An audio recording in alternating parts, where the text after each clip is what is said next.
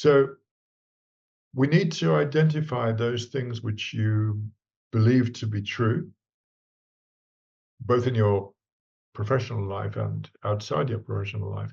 And we need to see which of those principles can be usefully relevant, appropriate in your teaching.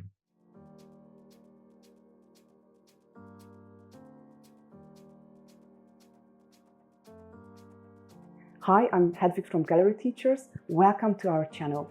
If you are an English teacher or considering becoming one, make sure that you subscribe to our channel and hit the notification bell for our weekly TEFL teaching tips.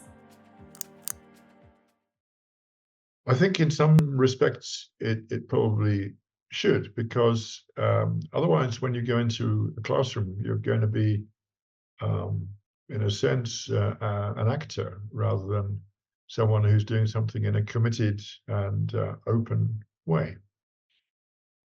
So we need to identify those things which you believe to be true, both in your professional life and outside your professional life.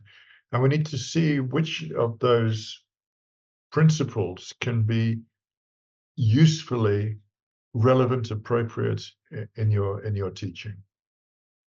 So why is that important? Well, it's important because, as I'm going to explain in the Gallery Teachers Masterclass, finding out investigating what your approach is rather important in order for that to filter down into your method, into your methodology, and to the techniques that you use and the micro techniques that you use in the classroom. So philosophy on teaching and learning is really very, very important.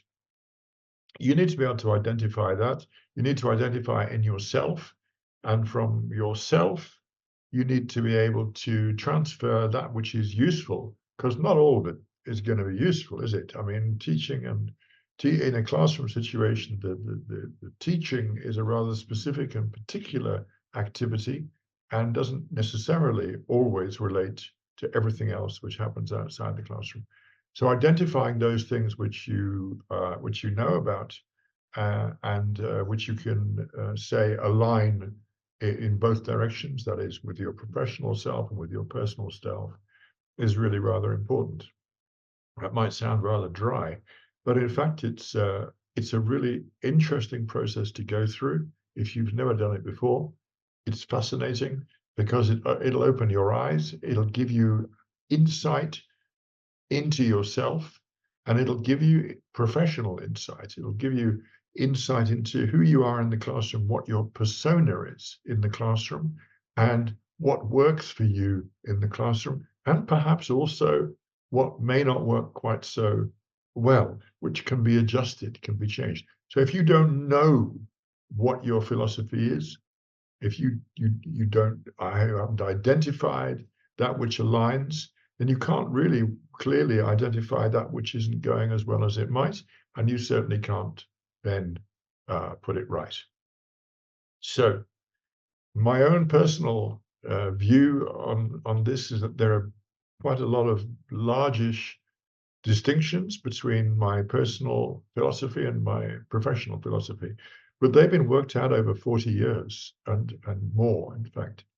So I'm comfortable with myself, both as a person outside the classroom and also as a person inside the classroom. I could, but I'm not going to list what aligns and what doesn't align. This is a personal matter, and I invite you to begin the process of looking at that stuff, because I guarantee it's going to be really, really useful over time. And once you start the process, if you've never done it before, once you start the process, it becomes more and more focused. And I suggest that you do this thinking, yes, but also writing stuff down. Maybe you've got a notebook somewhere which you put teaching ideas, and perhaps you can use a part of that notebook to write down some ideas. They can be in a list form. They can be in a really simple form. You know, things like I like talking to people. I mean, that's the thing, and it's very, very useful for a teacher to be a person who likes talking to people, or I don't like it when people don't understand me. This is also kind of interesting and fairly common. You get frustrated if someone doesn't understand you. If you know that as a teacher, this can happen, then you're more likely to be able to be ready for it, be aware of it, and more likely to incorporate that knowledge into your approach, your philosophy, which will then translate over time into something tremendously useful in the classroom. So I hope it's going to be a really interesting and absolutely not dry session. I hope it's going to be full of practical ideas for you, as well as some of the kind of, if you like, theoretical backup stuff as well.